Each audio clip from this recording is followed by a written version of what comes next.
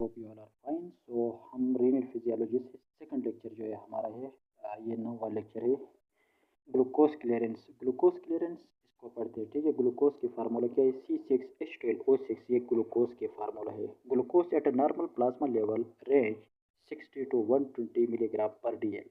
Normal जो glucose होता है वो 60 से 120 होता है, ठीक है। इस कम्प्लीटली रीअब्जॉर्ब इन प्रोक्सिमल कन्वोल्यूटेड ट्यूब्यूल, और प्रोक्सिमल कन्वोल्यूटेड ट्यूब्यूल में ग्लूकोज की completely reabsorption होती है by sodium or glucose co-transport.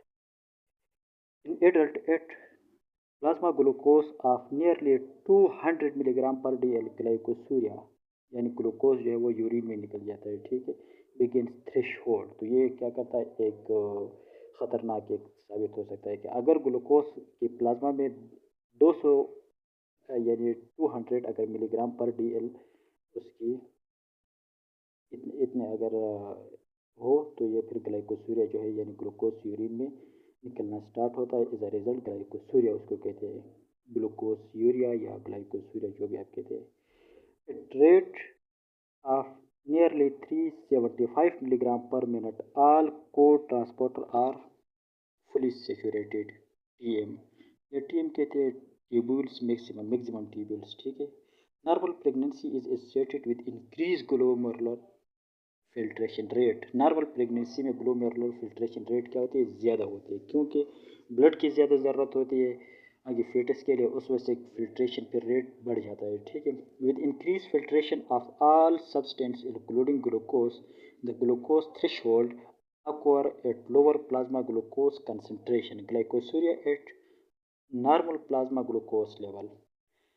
अब यहाँ पे नीचे लिखा हुआ है सोडियम ग्लूकोज को ट्रांसपोर्टर, यह आपने याद रखना है। सोडियम ग्लूकोज को ट्रांसपोर्टर SGLT2 इनहिबिटर्स, ये आगे हम इसको पढ़ेंगे। ये प्रोक्सिमल कन्वोल्यूटेड ट्यूब्यूल में क्या करता है? इनहिबिट करता है मुख्तलिफ चीज़ों को, ठीक है। सोडियम को ग्लूकोज इनको क्या करता है? इनहिबिट करता है, ठीक है। Sodium glucose cotransporter two inhibitor example flozin drug result in glycosuria, और इसके रिजल्ट में ग्लाइकोसूरिया होती है at plasma concentration less than 200 milligram per D L. So इसमें कोई ख़ास इतनी इंपॉर्टेंट बात नहीं है, ठीक है। बस आपने ये याद रखना है ग्लूकोज जो है नॉर्मल जो है 60 से 120 तक होता है मिलीग्राम पर डी एल, ठीक है। और प्रोक्सिमल कन्वोल्यूटेड ट्यूब्यूल में इसकी रीअब्जॉर्प्शन होती है, ठीक है। अगर 200 से ज़्यादा हो गया तो फिर ग्लूकोज जो है यूरिन में निकलना शुरू होता है, इसको ग्लाइकोसूरिया कहते हैं। सिंपल सी बात है। Glucose is an important clinic in diabetes mellitus. ये डायबिट्स के पेशेंट में ग्लूकोज जो है ये ग्लूकोसूरिया होता है, ग्लूकोज जो है यूरिन में निकलता है, तो ये क्लिनिकली इम्पॉर्टेंट पॉइंट है। तो इस वजह से हम इसके यूरिया जो है यूरिन की क्या करते हैं? एनालिसिस करते हैं, ठीक है। Display phenomena TM, tubule maximum for glucose is reached gradually rather than sharply due to heterogeneity of nephrons, that is different maximum tubules point represented by the portion of the titration curve between threshold and TM. अगर आप यहाँ पे देखें, ये तो आप लोगों को मैंने बोला, ठीक है। अगर इस आप डायग्राम को देखें तो ग्लूकोज ट्रांसपोर्टर है, ठीक है, मिलीग्राम पर मिनट, और यहाँ पर अपोजिट ये सॉरी इसमें ग्राफ में यहाँ अपोजिट जो लिखा है प्लाज्मा ग्लूकोज मिलीग्राम पर डेल। तो ये क्या होगा? ग्लूकोज जो है यहाँ से अगर 300 मतलब 350 आई थिंक इतना बन जाता है, इधर तक रीअब्जॉर्प्शन होती है, ठीक है। और अगर इससे ज़्यादा हो गया फिर जो है सिक्रेटेड होना शुरू हो जाता है, उसके अंदर ग्लाइकोसूरिया बन जाता है फिर। सो नेक्स्ट टॉपिक की तरफ जाते हैं। सो डॉक्टर साहिबान, यहाँ डॉक्टर्स अगर आप लोग यहाँ पे देखें तो नेफ्रॉन ट्रांसपोर्ट फिजियोलॉजी, ठीक है। ये प्रोक्सिमल कन्वोल्यूटेड ट्यूब्यूल है। ये डिस्टल कन्वोल्यूटेड ट्यूब्यूल में क्या हो रहा है? प्रोक्सिमल में पहले प्रोक्सिमल में क्या हो रहा है, उसके बाद अगर आप नीचे जाते हैं तो फिर यहाँ पर लिखा हुआ है थिक एसेंडिंग लूप, ठीक है। थिक एसेंडिंग लूप से ऊपर क्या है यहाँ पे? हाँ, ठीक है। थिक एसेंडिंग लूप जो है उसके बाद यहाँ पे हम पढ़ेंगे डिस्टल कन्वोल्यूटेड ट्यूब्यूल में क्या कुछ हो रहा है और कलेक्टिंग ट्यूब्यूल्स में, ठीक है। ये यहाँ पे पहले हम इसको पढ़ लेते हैं। अगर आप देखें यहाँ डिफरेंट ट्रांसपोर्ट फिजियोलॉजी, ये क्या है? Proximal convoluted tubule. यहाँ पे आप लोगों ने ये पॉइंट याद रखना है, ये जो इनहिबिट दिया, ये इनहिबिट का नेशन है, ठीक है। SGLT2 इनहिबिटर्स, SGLT2 इनहिबिटर्स, ये क्या होता है? Sodium glucose cotransporter to, sodium glucose cotransporter to, ठीक है। अर्ली प्रोक्सिमल कन्वोल्यूटेड ट्यूब्यूल में क्या हो रहा है? अगर आप देखें तो early proximal convoluted tubule contain border reabsorb all glucose and amino acid and most hydrocarbonate, sodium chloride, PO4, phosphorus, potassium, water and uric acid, इसकी क्या होती है? रीअब्जॉर्प्शन होती है, ठीक है, प्रोक्सिमल कन्वोल्यूटेड ट्यूब्यूल में। आइसोटोनिक आइसोटोनिक अब्जॉर्प्शन होती है, generates and secreted in H3 which enable the kidney to secrete more H positive। तो बस यहाँ पे ये आपने पॉइंट याद रखना है कि प्रोक्सिमल कन्वोल्यूटेड ट्यूब्यूल में reabsorb all glucose and amino acid and most hydrocarbonate, sodium chloride, phosphorus, potassium, water, uric acid, इसकी क्या होती है? रीअब्जॉर्प्शन होती है, ठीक है। पीटीएच किसे कहते हैं? पैराथायरॉयड हार्मोन इनहिबिट्स करता है सोडियम और फास्फोरस को ट्रांसपोर्टर। तो इसकी फिर क्या होता है आगे? इंक्रीज PO4 एक्सक्रीशन, ये यहाँ पे ये जो लिखा हुआ है AT2, इसका मतलब है एंजियोटेंसिन 2, ठीक है। Angiotensin 2 stimulate sodium potassium exchange को ये स्टिमुलेट करता है। So increase sodium water and hydrocarbonates reabsorption होती है, परमिटिंग कंट्रैक्शन अल्कलोसिस, ठीक है। 65 to 80% sodium and water reabsorb. तो प्रोक्सिमल कन्वोल्यूटेड ट्यूब्यूल में दो तीन बातें इंपॉर्टेंट है, ये याद करना है। यहाँ पर क्या होता है? Reabsorb all glucose, amino acid, most hydrocarbonate, sodium chloride, phosphorus. अगर आप देखें यहाँ पे डायग्राम में भी है, सोडियम या ग्लूकोज से ये क्या करता है? रीअब्जॉर्ब होते हैं, ठीक है। यहाँ पे हाइड्रोकार्बोनेट्स हो गया, इसकी रीअब्जॉर्प्शन वगैरह होती है, क्लोराइड की रीअब्जॉर्प्शन होती है, ठीक है। अब क्या क्या चीज़ जो है वो निकल जाता है, यहाँ पे 2 पोटाशियम आते हैं और 3 सोडियम के मालिक्यूल बाहर निकलते हैं, ठीक है, इस साइड से आते हैं। एंजियोटेंसिन 2 जो है ये क्या करता है? एंजियोटेंसिन 2 जो है ये इनहिबिट करता है सोडियम फास्फोरस को ये स्टिमुलेट करता है सोडियम हाइड्रोजन एक्सचेंज को, ठीक है, यहाँ पर। और दूसरा हमने पढ़ लिया था ये पैराथायरॉयड हार्मोन इनहिबिट करता है सोडियम एंड फास्फोरस को। बस इसमें कोई इंपॉर्टेंट बात नहीं है, ये पॉइंट आपने याद रखना है। Reabsorb all glucose, amino acid and most hydrocarbonate, sodium chloride, phosphorus, potassium, water वगैरह एंड यूरिक एसिड, इसकी क्या होती है? रीअब्जॉर्ब होती है, ठीक है। Number 1 point. दूसरा हम उसकी तरफ आते हैं, thick ascending lymph, thick ascending lymph, ठीक है। अगर थिक एसेंडिंग लिम्फ को अगर आप देखें, ये कह रहा है यहाँ पे लूप डाययूरेटिक इनहिबिटर है, ठीक है, loop diuretic inhibitor. Thick ascending loop of Henle reabsorb sodium potassium and chloride, इसको क्या कहता है? रीअब्जॉर्ब करता है। Indirectly induces paracellular reabsorption of magnesium and calcium through positive या स्टिमुलेशन या अब्जॉर्प्शन, या यहाँ पे यूज़ होता है lumen potential generated by potassium back leak, impermeable to water, ये इम्परमेबल वाटर के लिए होता है, ठीक है। Make urine less concentrated as it descends.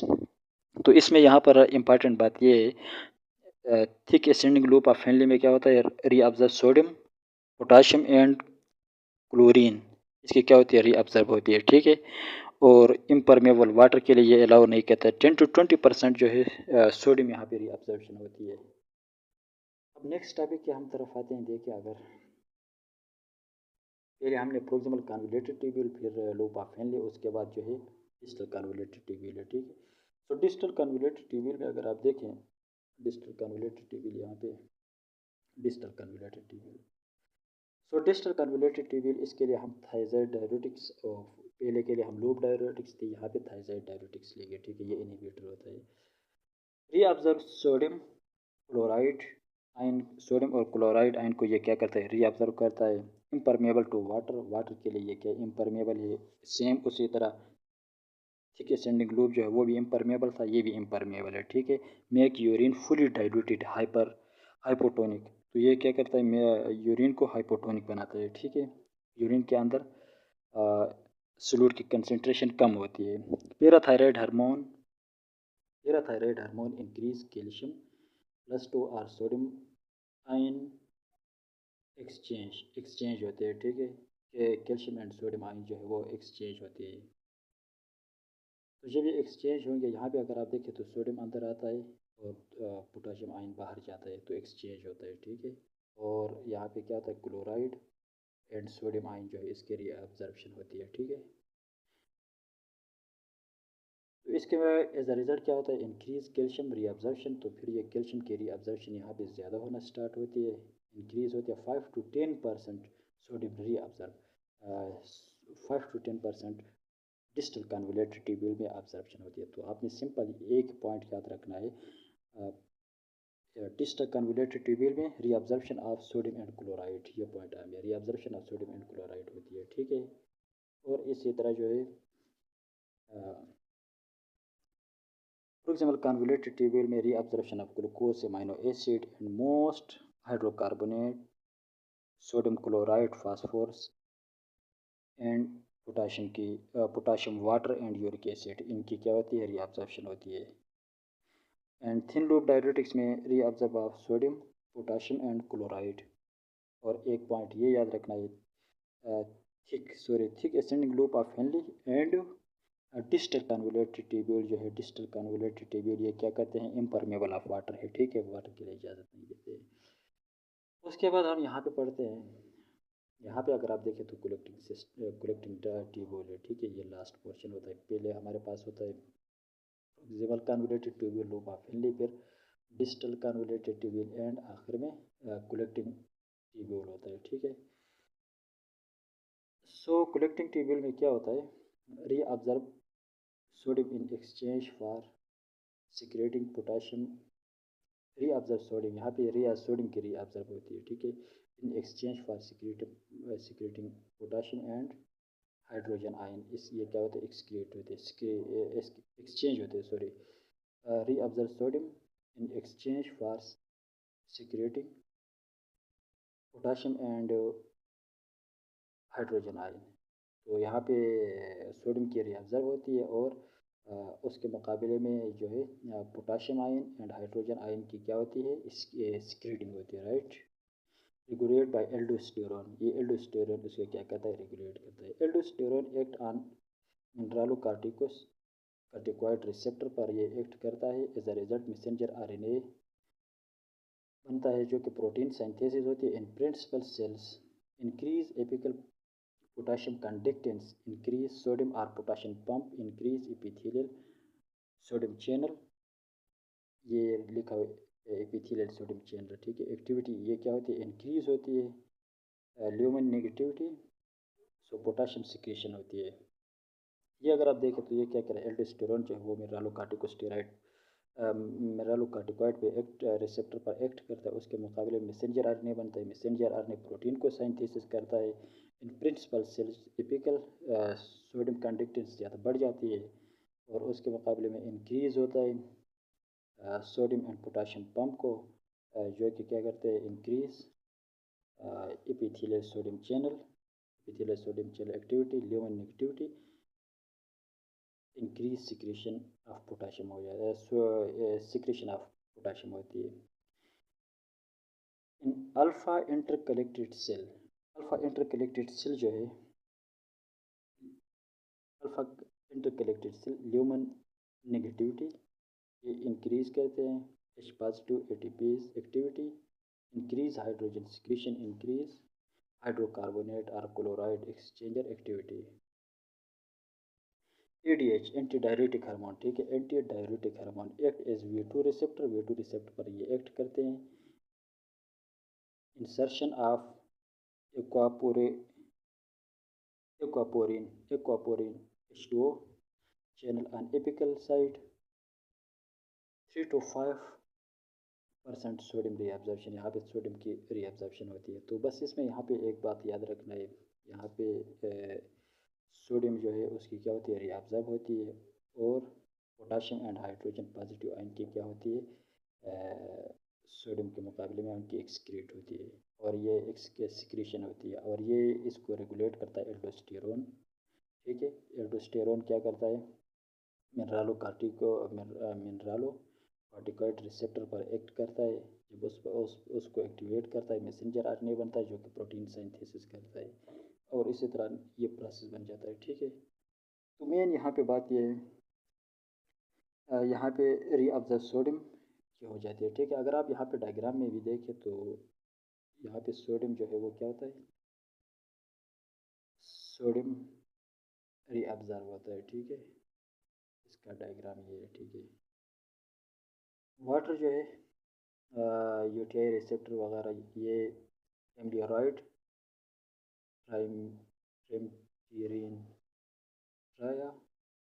ट्राइमटीरिन I think ये लिखा हुआ है, हाँ, ये इसको इनहिबिट करता है। ठीक है, सो सोडियम अंदर आ जाता है। इसके मुकाबले में यहाँ पे क्या होता है, स्पाइरोनोलेक्टोन इप्लिरिनोन, ये क्या कहते हैं, दोनों इनहिबिट हो जाते हैं। यहाँ पे हाइड्रोजन आयन जो है निकल जाता है। ठीक है, पोटाशियम अंदर आ जाता है, और एज अ रिज़ल्ट जो है ये हाइड्रोजन जब जाता है ये एटीपी के फॉर्म में जाता है, जब इस पर बेटा इंटरलेक्टेड सिलेक्ट करता है।